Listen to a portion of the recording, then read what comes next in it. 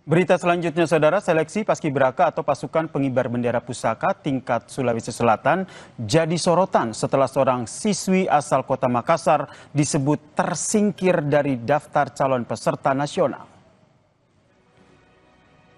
Diketahui siswi tersebut sempat diklaim berada di posisi 3 besar calon wakil Sulsel untuk bertugas di Istana Negara. Namun gagal maju ke tingkat nasional dan digantikan dengan peserta lain.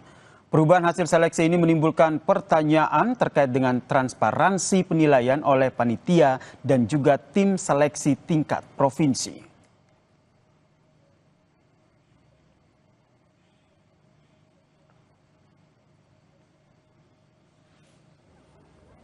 Merespons hal ini, Saudara, Wali Kota Makassar Munafri Arifudin berharap panitia benar-benar profesional dan juga transparan dalam setiap tahap seleksi. Munafri mendukung siswa CA karena sudah berlatih berbulan-bulan untuk seleksi Paskibraka nasional.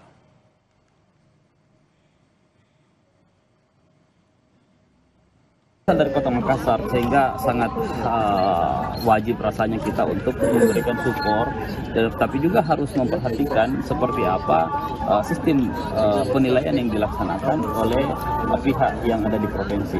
Bahwa Kathleen, si anak ini sudah lolos dari hasil seleksi yang ada dilakukan di Kota Makassar dan segera dikirim ke sana, bahwa di sana mempunyai sistem penilaian yaitu di luar kemampuan kita. Tapi saya berharap kalau memang anak ini bisa, ya kenapa tidak?